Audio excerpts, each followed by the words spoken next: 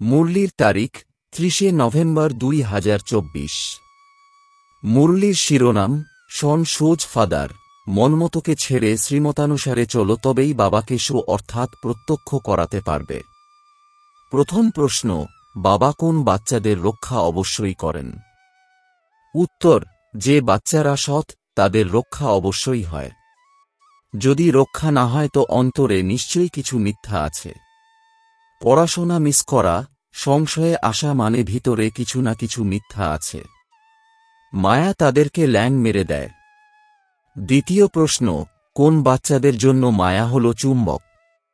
উত্তর, যে মায়ার সৌন্দর্য দেখে আকৃষ্ট হয়ে যায় তাদের জন্য মায়া হল চুম্বক। যে বাচ্চারা শ্রীমতানুসারে চলে তারা আকৃষ্ট হবে না। ওম শান্তি। আত্মিক পিতা বসে আত্মারূপী বাচ্চাদের বোঝান। এই কথা তো বাচ্চারা নিশ্চয় করেছে। আত্মিক পিতা আমাদের অর্থাৎ আত্মারূপী বাচ্চাদের পড়ান, যার জন্য বলা হয়ে থাকে আত্মা ও পরমাত্মা আলাদা রয়েছে বহুকাল। মূলবতনে কিন্তু আলাদা থাকে না। সেখানে তো সবাই একত্রে থাকে। আলাদা থাকে অর্থাৎ নিশ্চয়ই আত্মারা সেখান থেকে দূরে চলে যায়। এখানে এসে নিজের নিজের পার্ট প্লে করে। শতপ্রধান স্টেজ থেকে নেমে নেমে তমপ্রধান হয়। আহ্বান করে পতিতপাবন এসে আমাদের পবিত্র করো। বাবাও বলেন আমি প্রতি 5000 বছর পরে আসি। এই সৃষ্টির চক্রই হল 5000 বছরের। আগে তোমরা এই কথা কিছু জানতে না। শিব বাবা বোঝান, অবশ্যই দেহের আধার নিয়েই বোঝাবেন।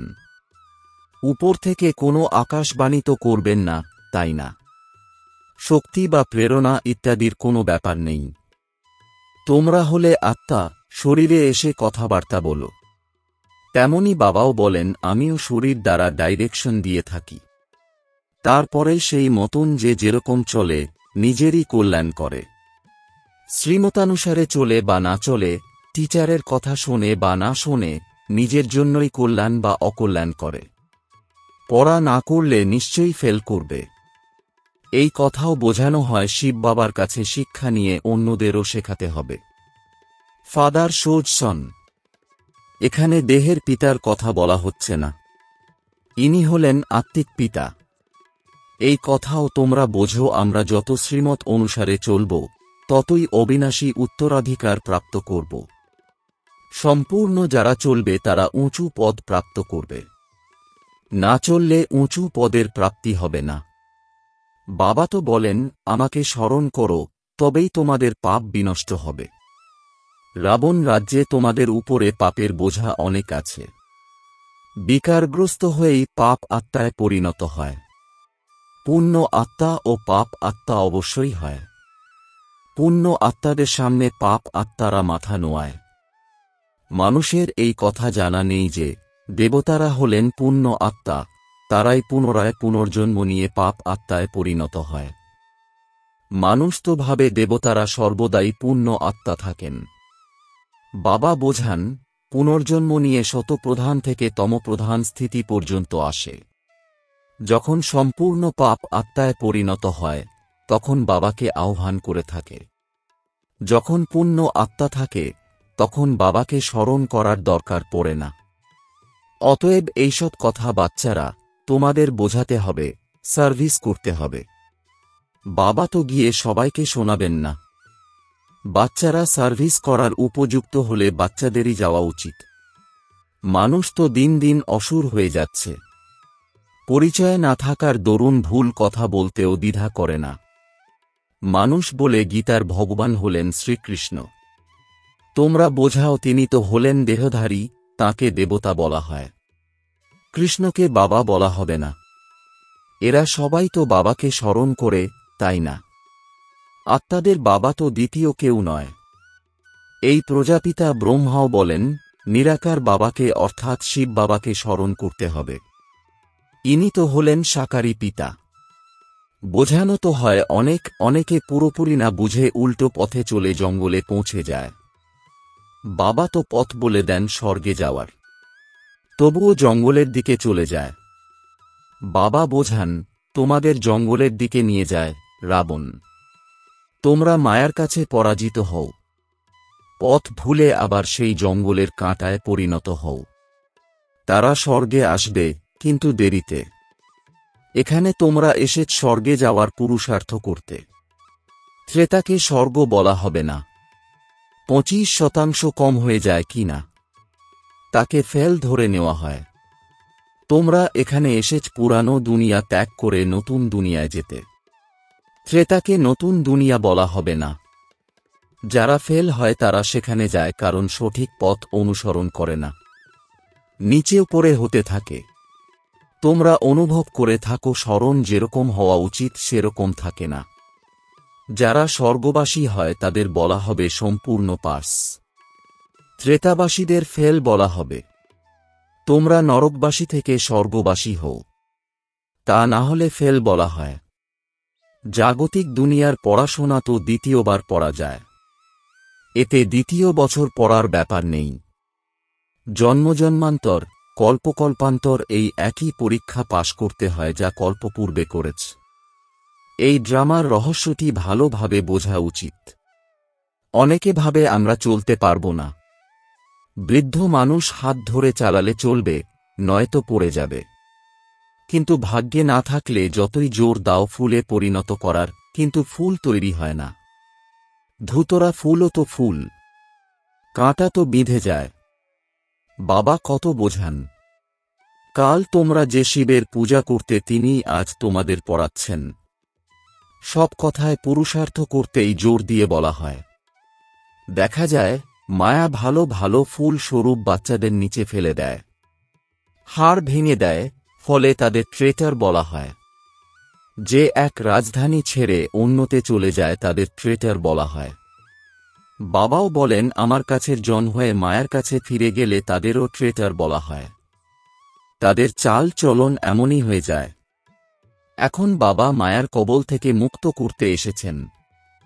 বাচ্চারা বলে মায়া হলো খুব প্রখর, নিজের দিকে টেনে নেয়। মায়া এমন যেন চুম্বক। এই সময় চুম্বকের রূপ ধারণ করে। দুনিয়ায় কত সৌন্দর্য বেড়ে গেছে। আগেকার সময়ে এই বায়োস্কোপ ইত্যাদির কি চলছিল নাকি? এইসব 100 বছরে আবিষ্কার হয়েছে। বাবা তো হলেন অনুভবী, তাই না? সুতরাং বাচ্চাদের এই ড্রামার গুহ্য রহস্য ভালোভাবে বোঝা উচিত। প্রতিটি বিষয়ে সঠিকভাবে নির্দিষ্ট রয়েছে। 100 বছরে এ যেন স্বর্গে পরিণত হয়েছে অপোজিশনের জন্য। তখন বোঝা যায় এবারে স্বর্গের আগমন খুব শীঘ্রই হওয়ার আছে। সায়েন্সও অনেক কাজে লাগে। সায়েন্স তো হল খুব সুখ প্রদানকারী। সেই সুখ যাতে স্থায়ী হয় তার জন্য পুরানো দুনিয়ার বিনাশও হতে হবে। সত্যযুগের সুখ রয়েছে ভারতের ভাগ্যে। তারা তো আসেই পরে, যখন ভক্তিমার্গ শুরু হয়। যখন ভারতবাসীর পতন হয় তখন অন্য ধর্মের মানুষ নম্বর অনুসারে আসে। ভারত নিচে নামতে নামতে একবারে পতনের শেষ অধ্যায়ে এসে পড়েছে। পুনরায় উপরে উঠতে হবে। এখানেও উপরে ওঠে, নিচে নামে। কতবার যে পড়ে তার ঠিক নেই। কেউ তো স্বীকারই করে না যে বাবা আমাদের পড়ান। ভালো সার্ভিসেবল বাচ্চারা, যাদের বাবা মহিমা করেন, তারাও মায়ার বশে বশীভূত হয়ে পড়ে। এমন যেন কুস্তির খেলা। মায়াও এমনভাবে লড়াই করে যে পুরো নিচে ফেলে দেয়। ভবিষ্যতে তোমরা বাচ্চারা সবই জানতে পারবে। মায়া পুরোপুরি শুইয়ে দেয়। তবুও বাবা বলেন একবার যদি কেউ জ্ঞান শোনে তো স্বর্গে অবশ্যই আসবে। যদিও পদমর্যাদা কিছুই প্রাপ্ত হবে না। কল্পপূর্বে যে যেরকম পুরুষার্থ করেছে বা পুরুষার্থ করতে করতে পতিত হয়েছে, তেমনি এখনও নিচে নামতে থাকে ও উপরে উঠতে থাকে। হার ও জিত আছে, তাই না? সমস্ত কিছু নির্ভর করছে বাচ্চাদের স্মরণের উপরে। বাচ্চারা এই অসীম খাজানা প্রাপ্ত করেছে। তাদের তো লক্ষ টাকার দেউলিয়া হয়। কেউ লক্ষপতি অর্থাৎ ধনবান হয়, তাও এক জন্মের জন্য। দ্বিতীয় জন্মে কি তত ধন থাকবে নাকি? কর্মভোগও অনেক আছে। স্বর্গে কর্মভোগের কোনো কথা নেই। এই সময় তোমরা 21 জন্মের জন্য কতখানি জমা করো। যারা সম্পূর্ণ পুরুষার্থ করে পুরো স্বর্গলাভের অবিনাশী উত্তরাধিকার প্রাপ্ত করে। বুদ্ধিতে থাকা উচিত আমরা যথাযথভাবে স্বর্গের অধিকার প্রাপ্ত করি। এই চিন্তন করবে না যে আবার নিচে পতন হবে। ইনি সবচেয়ে নিচে নামেন, এখন পুনরায় উপরে উঠতেই হবে। অটোমেটিক্যালি পুরুষার্থ হতে থাকে। বাবা বোঝান, দেখো মায়া কতখানি প্রখর। মানুষের বুদ্ধিতে কত অজ্ঞানতা ভরে আছে, অজ্ঞানতার কারণে বাবাকেও সর্বব্যাপী বলে দেন। ভারত কত ফার্স্ট ক্লাস ছিল। তোমরা বুঝতে পারো আমরা এমন ছিলাম, এখন আবার অমন হচ্ছি। এই দেবতাদের কত মহিমা বর্ণনা হয়, কিন্তু তাদেরকে কেউই জানে না, তোমরা বাচ্চারা ছাড়া। তোমরাই জানো অসীম জগতের পিতা জ্ঞান সাগর এসে আমাদের পড়ান, তবু মায়া অনেককে সংশয়ে নিয়ে আসে, মিথ্যা কপট ছাড়ে না। তখন বাবা বলেন, নিজের প্রকৃত সত্য চার্ট লেখো।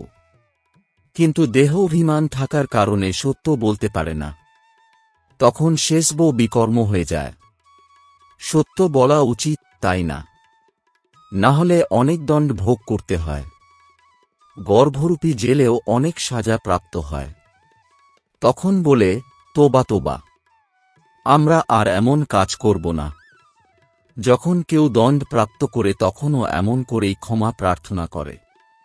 সাজা মিললেও এমন করে। এখন তোমরা বাচ্চারা বুঝেছ মায়ার রাজ্য কবে থেকে শুরু হয়েছে। পাপ কর্ম করতেই থাকে। বাবা দেখেন, এরা এত মিষ্টি এত কোমল হয় না। বাবা কতখানি কোমল শিশুর মতন, কারণ ড্রামা অনুসারে চলতে থাকেন। বলবেন যা হচ্ছে ড্রামার ভবিতব্য। বুঝিয়েও দেন যে ভবিষ্যতে এমন আর যেন না হয়। বাপদাদা একত্রে আছেন, তাই না? ব্রহ্মা বাবার নিজস্ব মতামত আছে, ঈশ্বরের আছে তার নিজস্ব মত। বুঝতে হয় যে এই মতটি কে দিলেন। ইনিও তো পিতা, তাই না? পিতার কথা তো অমান্য করতে নেই। বাবা হলেন বরিষ্ঠ, তাই বাবা বলেন এমন ভাবো যে শিব বাবা বোঝাচ্ছেন। না বুঝলে পদ প্রাপ্তিও হবে না। ড্রামার প্ল্যান অনুযায়ী বাবাও আছেন, দাদা অর্থাৎ ব্রহ্মা বাবাও আছেন। বাবার শ্রীমত প্রাপ্ত হয়। মায়া এমন যে মহাবীর, যোদ্ধাদের দিয়েও কোনো না কোনো উল্টো কর্ম করিয়ে দেয়। তখন বুঝে নেওয়া হয় বাবার মতানুযায়ী চলে না। নিজেরাও অনুভব করে আমি অসুরী মতে চলি। শ্রীমত প্রদানকারী বাবা এসে উপস্থিত হয়েছেন।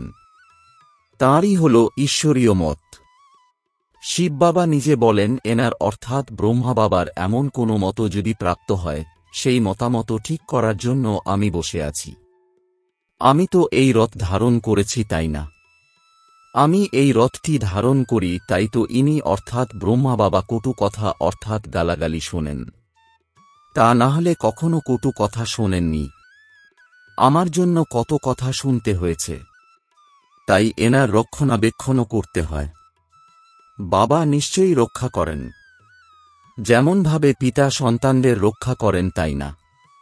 যত সত্যের পথে চলবে ততই রক্ষা হয়। মিথ্যার আশ্রয় নিলে রক্ষা হয় না। তাদের জন্য তো দণ্ড নির্দিষ্ট থাকে। তাই বাবা বোঝান, মায়া তো নাক দিয়ে ধরে অর্থাৎ সম্পূর্ণ বশ করে শেষ করে দেয়। বাচ্চারা নিজেরা ফিল করে মায়া গ্রাস করে তখন পড়াশোনা মিস হয়ে যায়। বাবা বলেন পড়াশোনা অবশ্যই করো। আচ্ছা, কার কোথায় দোষ আছে? এতে যে যেরকম করবে সে ভবিষ্যতে সেরকম প্রাপ্ত করবে, কারণ এখন দুনিয়া পরিবর্তন হচ্ছে। মায়া এমন ল্যাং মারে যে সেই খুশি থাকে না। তখন চিৎকার করে, বাবা জানি না কি হয়। যুদ্ধের ময়দানে খুব সাবধানে থাকতে হয় যাতে আক্রমণ না করতে পারে। তা সত্ত্বেও যারা খুব বলশালী হয় তারা অন্যদের পরাজিত করে। পরের দিনেও যুদ্ধ রাখা হয়। এই মায়ার লড়াই তো শেষ পর্যন্ত চলতেই থাকে, নিচে উপরে হতে থাকে। অনেক বাচ্চারা সত্যি কথা বলে না। সম্মানের ভয় থাকে, না জানি বাবা কি বলবেন। যতক্ষণ সত্যি কথা বলবে না ততক্ষণ এগোতে পারবে না। অন্তরে বিঁধবে, তারপরে বৃদ্ধি পাবে। নিজের থেকে কখনোই সত্যি কথা বলবে না। কোথাও দুইজন থাকলে ভাবলে অমুক বলে দিলে আমিও বলবো। মায়া খুব প্রখর। তখন বুঝে নেওয়া হয় তাদের ভাগ্যে উঁচু পদ নেই, তাই তো সার্জেনের কাছে লুকায়। লুকিয়ে রাখলে রোগ নিরাময় হবে না, যত লুকিয়ে রাখবে ততই পতন হবে। ভূত তো সবার ভিতরেই আছে, তাই না? যতক্ষণ কর্মাতীত অবস্থা না হয়েছে ততক্ষণ কুদৃষ্টিও দূর হয় না। সবচেয়ে বড় শত্রু হল কামবিকার। অনেকে পতিত হয়। বাবা তো বারবার বোঝান শিব বাবা ব্যতীত কোনো দেহধারীকে স্মরণ করবে না। অনেকের এমন দৃঢ় নিশ্চয় যে তারা অন্য কারো কথা স্মরণে আসে না। পতিব্রতা স্ত্রী যেমন হয়, তাদের কুবুদ্ধি হয় না।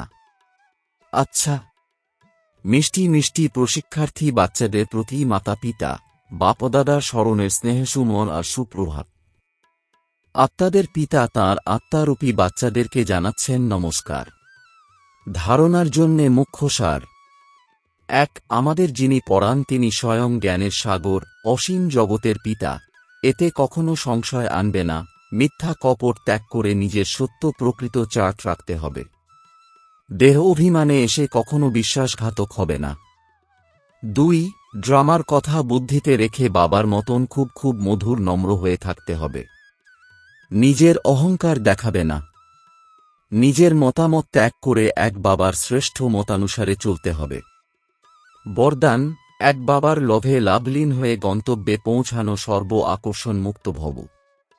এর বিস্তার, বাপদাদা বাচ্চাদেরকে নিজের স্নেহ আর সহযোগের গদিতে বসিয়ে গন্তব্যে নিয়ে যাচ্ছেন। এই পথ পরিশ্রমের নয়, কিন্তু যখন হাইওয়ে ছেড়ে গলিতে চলে যাও বা গন্তব্যের থেকে আরও এগিয়ে যাও তখন ফিরে আসতে আবার পরিশ্রম করতে হয়। পরিশ্রম করা থেকে বাঁচার সাধন হল একের প্রেমে মগ্ন থাকা। এক বাবার লাভে লীন হয়ে প্রত্যেক কাজ করো, তাহলে আর কিছুই দেখতে পাবে না। সকল আকর্ষণ থেকে মুক্ত হয়ে যাবে। স্লোগান, নিজের সৌভাগ্যের অনুভব চেহারা আর চলনের দ্বারা করাও। ওম শান্তি।